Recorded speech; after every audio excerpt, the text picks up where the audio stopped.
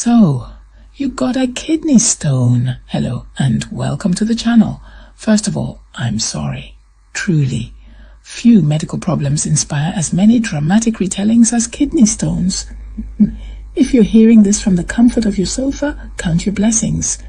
If you're hearing this from the bathroom floor while bargaining with higher spiritual entities to make the pain stop, well, welcome to the club. Kidney stones are one of those fascinating medical paradoxes. They are very rarely dangerous, but extremely good at ruining your week. They live in that strange category of this will not kill you, but also this is the worst pain of my entire life and I'm absolutely rethinking my hydration habits. There's even a classic ER joke that kidney stones are the closest many men will ever get to experiencing childbirth. Women who have had both typically respond, "That's adorable." But let's talk about what a kidney stone actually is, why the pain is so outrageous, how the body deals with it, what treatments work, and how to avoid this geological betrayal in the future. Despite the name, kidney stones are not shiny gemstones produced by your renal system. They are crystallized minerals, tiny rogue crystals that decided they were no longer content to remain dissolved in your urine and instead unionized into something truly evil. Most kidney stones are made of calcium oxalate. Some are calcium phosphate, some are uric acid. And a special VIP category called struvitase stones are associated with certain infections. But at the end of the day, it's all rock. And rock does not care about your schedule.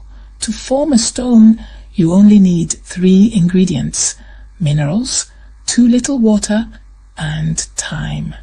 Your kidneys filter your blood, concentrate waste products, and excrete them into urine. Most of the time, everything dissolves without protest. But if the urine becomes too concentrated, usually from dehydration, minerals begin to come out of solution, stick together, and slowly accumulate. It doesn't take much. The urinary equivalent of look what I made can rapidly become something you deeply regret. This explains why kidney stones are much more common in hot climates, military recruits during basic training, and office workers who drink 4 coffees a day and forget water exists. Once a stone forms, it usually sits in the kidney for a while, quietly plotting. Many are discovered incidentally on scans done for other reasons. But eventually, many decide to make the journey down the ureter, the thin muscular tube that carries urine from the kidney to the bladder. This is when the fun begins. If you are into alternative entertainment, shall we say, if you have ever had a kidney stone, you don't need anyone to explain the pain to you. But here is the biology behind it. When a stone moves, it scrapes. The ureter is not designed for scraping. It's designed for smooth flow like a tiny urine river. So when a rock tries to travel through it, the ureter spasms in protest. Those spasms, combined with obstruction and increasing pressure in the kidney, trigger incredibly strong pain signals. The result is what we call renal colic. The pain tends to come in waves. Between waves, patients may briefly look like nothing is wrong, and then, moments later, be on all fours, sweating, vomiting, and questioning their life choices. It's surprisingly dramatic for a condition that rarely requires dramatic medical intervention. The classic presentation includes sudden severe flank pain on one side, pain that may radiate towards the groin, nausea, vomiting, sweating, and sometimes visible blood in the urine. People often pace, unable to find a comfortable position. They may feel like they constantly need to urinate, especially once the stone reaches the lower part of the ureter near the bladder. One of the most common questions patients ask during their first kidney stone experience is, "What did I do to deserve this?" The universe is rarely so literal, but there are risk factors. Dehydration is by far the biggest. Others include high salt intake, diets rich in oxalate-containing foods like spinach, almonds, chocolate and tea, high animal protein intake, certain metabolic conditions like gout, and recurrent urinary infections. There's also a strong genetic component. Some families produce stones like it's a cultural tradition. When a patient arrives at the emergency department bent over in pain, kidney stones are very high on the diagnostic list. Imaging confirms the suspicion. CT scans are the gold standard. Ultrasounds work well, especially for pregnant patients. X-rays can identify some stones, but miss others. Urine tests may show blood or signs of infection. One of the most important details is size. Stone size dramatically changes the fate of the patient. Stones under 4 millimeters usually pass spontaneously. 4 to 6 millimeters exist in a mysterious middle place. They might pass, they might not. Stones over 6 millimeters often require help. Location also matters. A stone at the top of the ureter has far more mischief to do than one already near the bladder. Passing a stone can take hours or weeks. Time becomes elastic. Patients swear deep oaths about hydration and lifestyle change. Some keep those promises. Many do not. Treatment begins with pain control. Anti-inflammatories are especially effective because they reduce ureteral spasm and inflammation.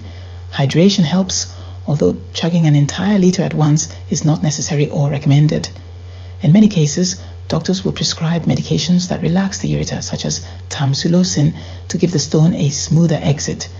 Patients are sometimes given a strainer to catch the stone so it can be analyzed later. There are few things in medicine more humbling than proudly handing a doctor a tiny rock that ruined your week. Most stones do pass, but some refuse.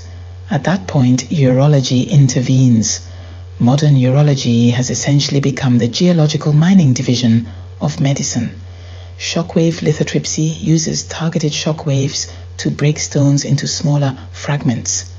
Ureteroscopy uses a tiny camera inserted through the urethra and bladder to reach the ureter, where lasers or miniature tools can break up or retrieve the stone. Larger stones embedded in the kidney may require percutaneous nephrolithotomy, in which a small channel is created through the back directly into the kidney to extract the stone. While kidney stones are rarely life-threatening, there is an important caveat.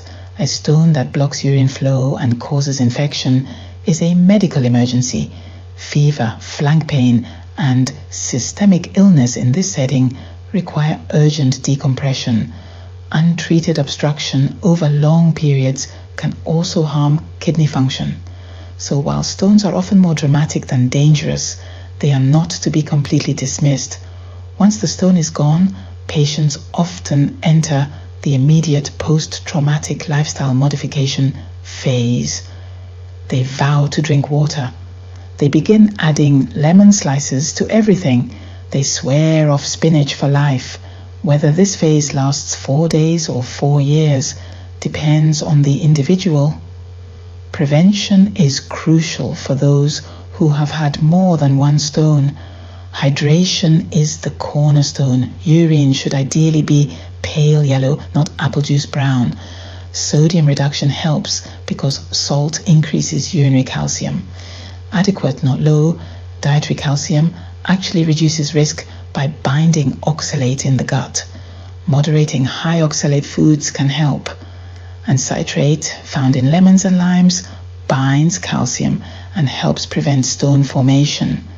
In recurrent stone formers, doctors may order 24-hour urine studies or prescribe specific medications. Eventually, for most people, the pain ends, sometimes abruptly. Patients describe immense relief, occasionally accompanied by a burning sensation as the stone exits the body. Some celebrate quietly. Others keep the stone in a jar as a memento, proudly showing it to visitors. This is optional but common. Kidney stones are both dramatic and mundane. They are common, preventable for many people, and survivable for almost everyone. If this is your first stone, welcome. If it is your fourth, you already know that hydration is no longer a suggestion. It is a religion. So drink your water, respect your kidneys, and if you're listening to this from the bathroom floor, just know it will pass. Literally. If this video has helped in any way to avoid kidney stones in your future, please like the video and show your support for the channel by subscribing. If there is a burning question you have about kidney stones or any other stones or anything else, feel free to Askadoc.